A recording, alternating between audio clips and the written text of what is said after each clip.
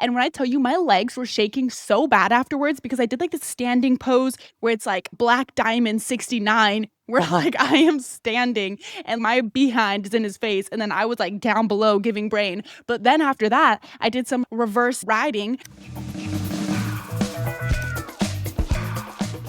Welcome back. It's your host, Hallismmith, for another episode of Girl Core. I hope you brought today your assless chaps and your cowgirl hat because today we are talking about riding, how to ride it like a rodeo on top. First things first, I have literally had a man ask me, did I ride horses professionally because I'm so good at being on top? Honestly, I just love it because it feels really good. If you want to be good at riding it like a rodeo, is to be selfish when you're on top. When a girl is on top, this is for you. This is not for them. Yes, it's very good for them and it is a two-person thing. But the more selfish you are when you're on top, the more he will have fun with it. And that's kind of weird because usually in the bedroom, you don't want to be selfish. You want to focus on your partner. Guys need to not be selfish. They need to be less selfish. But for women, to make it better for both people, I think being more selfish actually helps. So here's the thing, what I mean by being selfish, okay?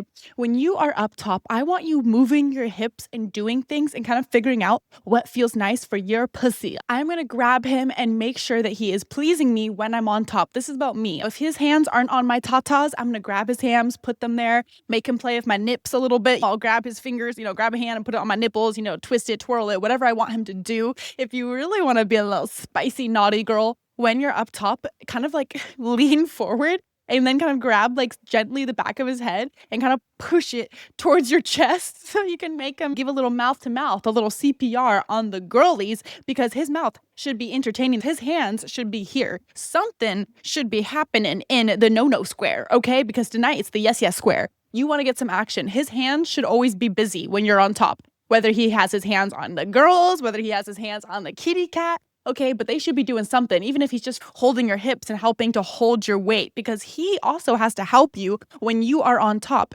Men should be making sure that your weight is always kind of evenly distributed to help you. I've talked about the scoop method. So when you're up top, to help you redistribute your weight, I will give you a description. Ladies, if you're only listening to the audio, you might want to watch the video because I'm going to show you, you're going to be riding boom, boom, boom, and you're going to have him put his arms underneath your leg right here and then scoop you to hold you up. That way, when you're bouncing, he's going to be holding you underneath to distribute some of your weight so your legs aren't going to burn out and you'll have better stamina when you're riding them, because the worst problem when you're on top is running out of stamina. Ladies, if you want to ride better, you need to work out. You need to be a little bit in shape. You want to take care of your joints. You want to take care of your knees, your hips. You want to stretch and work out, because I do say this, being on top is, it's a little cardio. Sometimes I'll be riding for one of my bop movies, I'll be making spicy movies and I have to ride for literally sometimes like 10,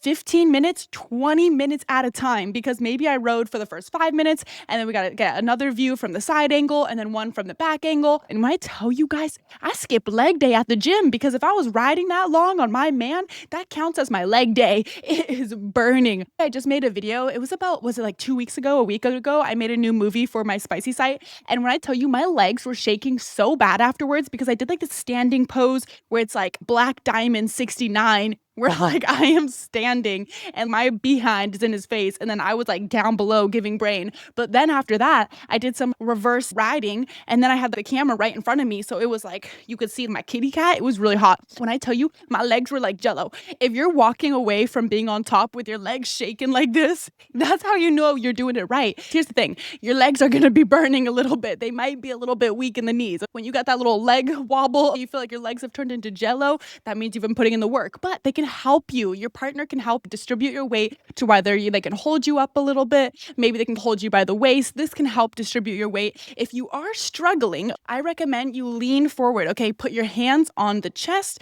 When you get closer to them face to face, that is going to help redistribute some of your weight. Most things that you think when you see in like the media and in movies is when they're on top, the girl's up top, she's just like this. She's sitting straight up. But honestly, when you're riding, like to actually enjoy it and to have less weight on your knees, you want to either lean forward or lean backward. And the cool part about that is it's going to take off your weight so you can ride better and you're not going to be in pain.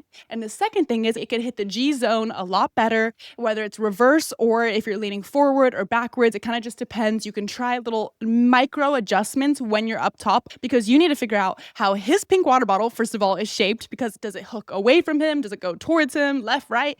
You can do minor adjustments, whether it's leaning forward or backwards, to hit that G zone. It will make it so much better on top when you lean forward when you're writing and you guys are face to face. I love to get real close to him and give some neck smooches down the chest, down the stomach. Men love smooches just like ladies. Don't forget about the tummy. The tummy is a super sensitive place that we all love. So give some smooches right there on the neck, behind the ear. Smooch him behind the ear when you're riding at the same time. So you're going to be leaning forward face to face.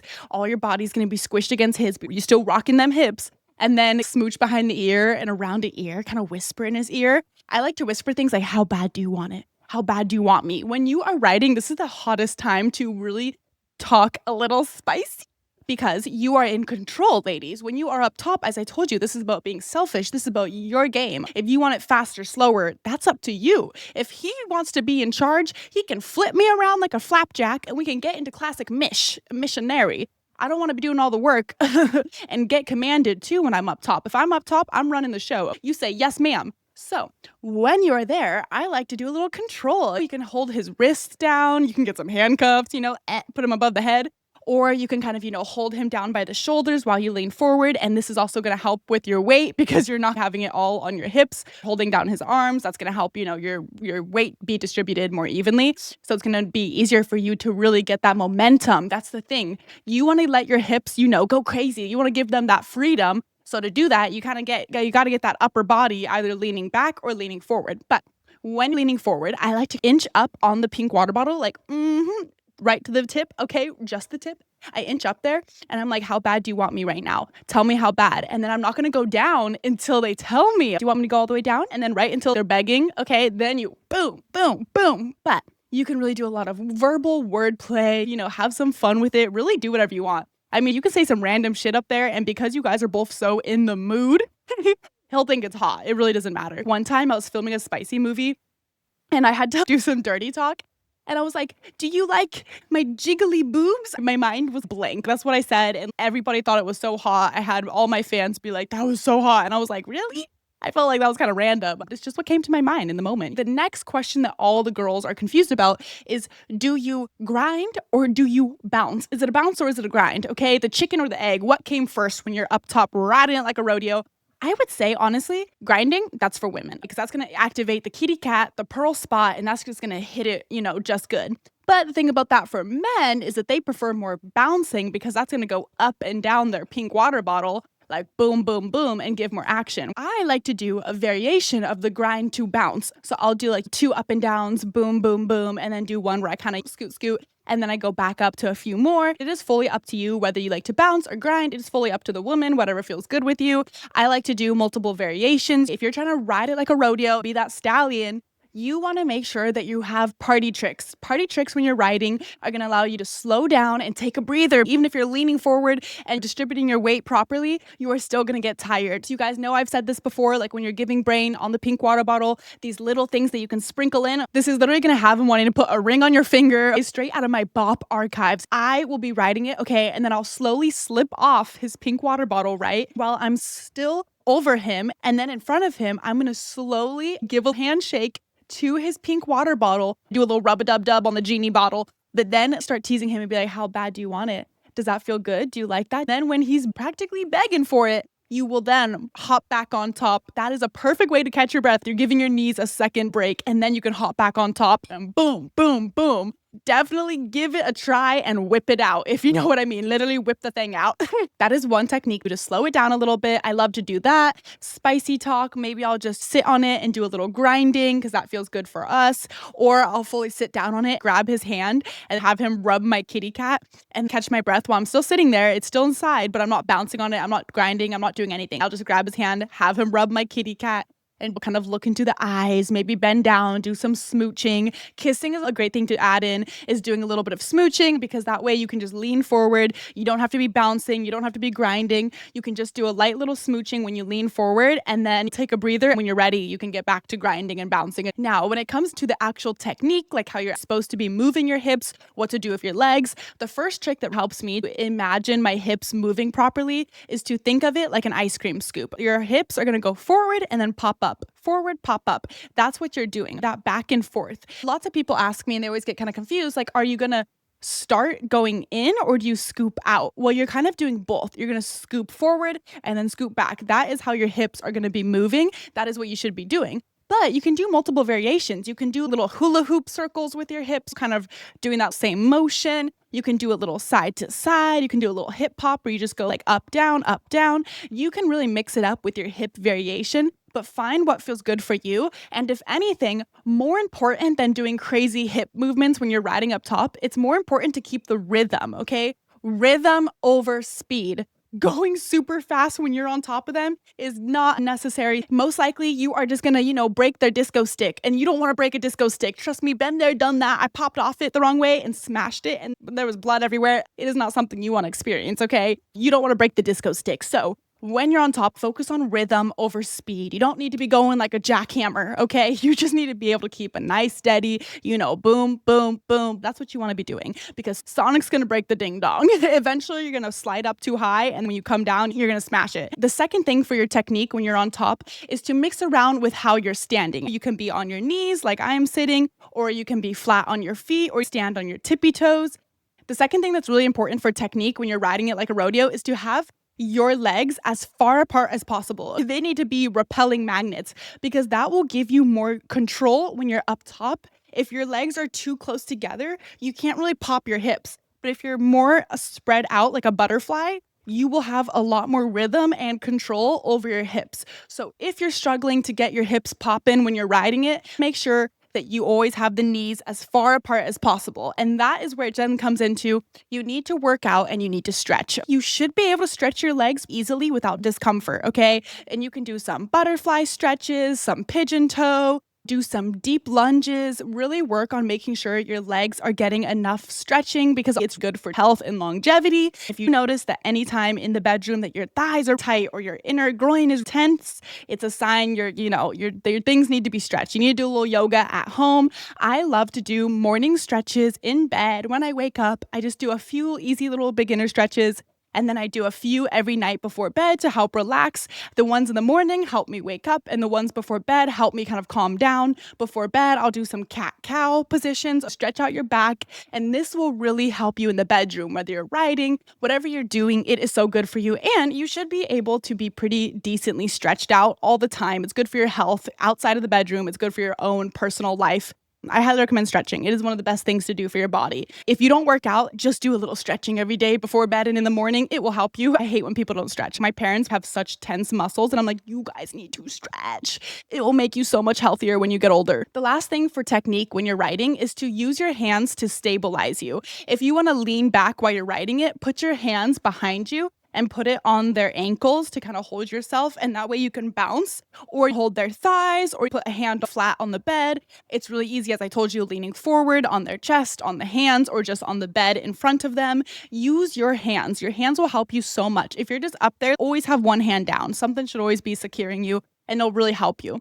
Don't be afraid of also trying different poses when you're up top, okay? You don't need to be 100% doing a sumo squat. You can have one leg up with your foot flat and one knee down and still be bouncing on it. This gives you a lot of control. You can go super fast, but still be comfortable. There's no strict rules. You don't always have to be sumo squat or both at the same time. See what works for you. Micro adjustments when you're up top for what feels good for you. You want to make sure if you don't feel right, change, adjust. And as well, if you're like, my man has a huge pink water bottle, it is too much for me to be riding it like a rodeo, like it's literally the actual size of my pink water bottle, I recommend you put pillows underneath each leg. So just like I'm sitting right now, Put a pillow under your left leg, your right leg. That way the pillows will lift you up, so you're not going to be sitting on the entire pink water bottle. You'll be a little bit more lifted up, so that way you can control better if you want just the top, just the tip, or go all the way down. You can adjust that level better with pillows underneath your legs. And as well, if you just are maybe a little bit out of shape, I find that adding a pillow under each leg does help with stamina. It's a little more comfortable. Or if you have bad knees when you're riding, I highly recommend pillow under each knee. It will totally help you. It will give a little more cushion without hindering your skills, but it'll make it way more softer on your knees. I highly recommend. I do it all the time just because it feels very comfortable.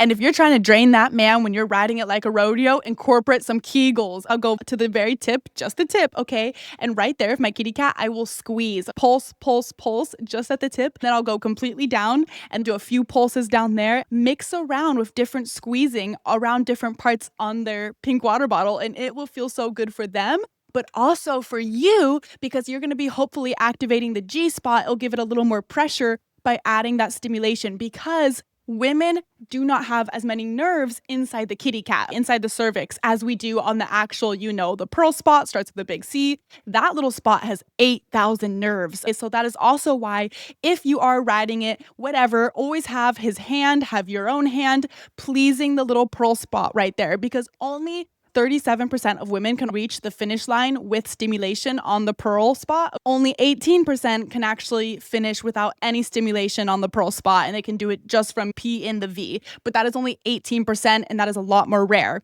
So you want to make sure you're always adding stimulation on the kitty cat and doing Keigels at the same time when you're riding. It's going to help you activate and reach the finish line, as well as for them. It feels really good. So Keigels are a win-win for both of you. If you're trying to be really good, riding it up top or even doing any of these more active positions during Pound Town, is to drink more water. Just like with any sport, you need to stay hydrated.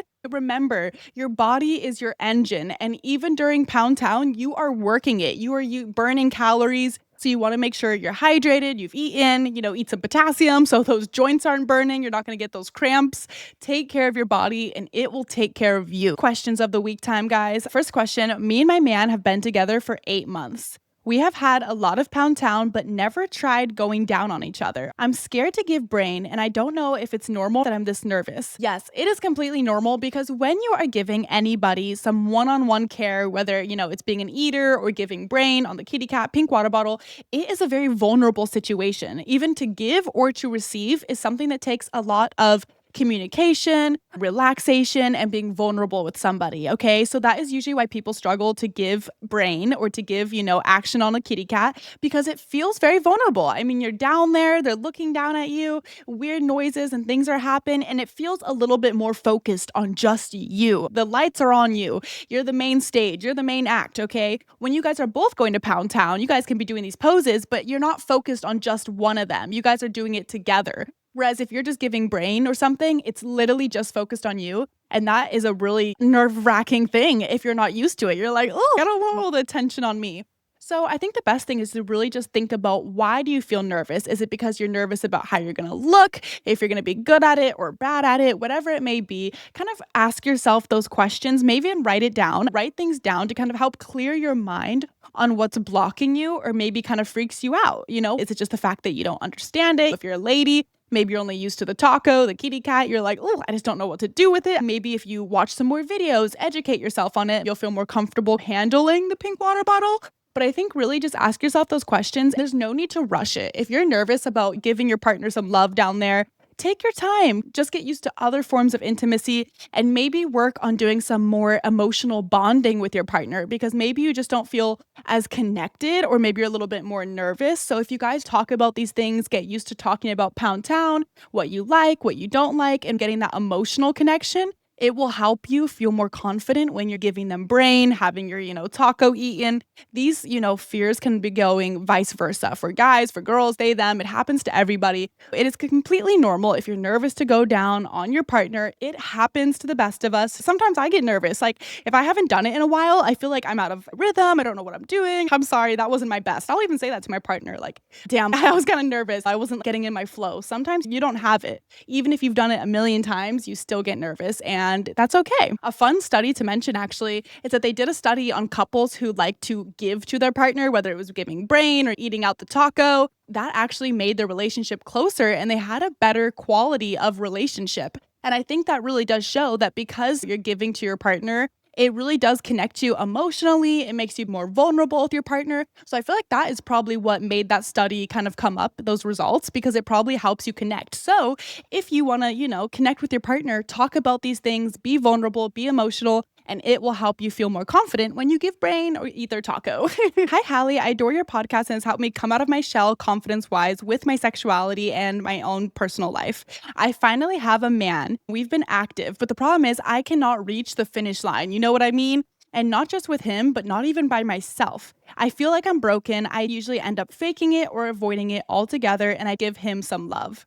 But he's been really interested in making sure that I get that attention and can reach the finish line, but I don't know what to tell him. Do you have any tips? It is completely normal for ladies to struggle to reach the finish line. First thing I recommend if you're struggling to finish, even by yourself, is to try watching some different types of, engaging things, like watching some porn, as well as listening to some, audiobooks, some spicy audio they have, those kind of things you can listen to. That might help you, as well as visualizing it, kind of make a scenario in your head and just do that just alone. No screen, no nothing. If you are struggling as a woman to finish, it takes almost 20 minutes just to be warmed up. No, that is just warmed up and finally in the mood, okay?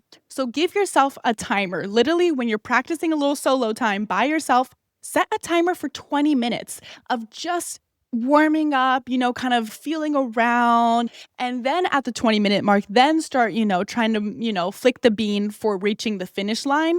But don't put any pressure on yourself. And if you feel like 20 minutes was a really long time, try to break it up. Keep going a little bit further until that 20 minutes just becomes natural. You know what to do. And then trying to reach the finish line, because sometimes you're going to irritate your kitty cat. I know this sounds weird, but you can irritate it because if you're trying too hard, like you're rubbing it too hard or pushing too hard, it's going to kind of make the cat, your pussy, irritated, inflamed, not going to feel good. You're just like jamming it. Okay. You're just like smashing a board, pushing a bunch of buttons, hoping it's going to work.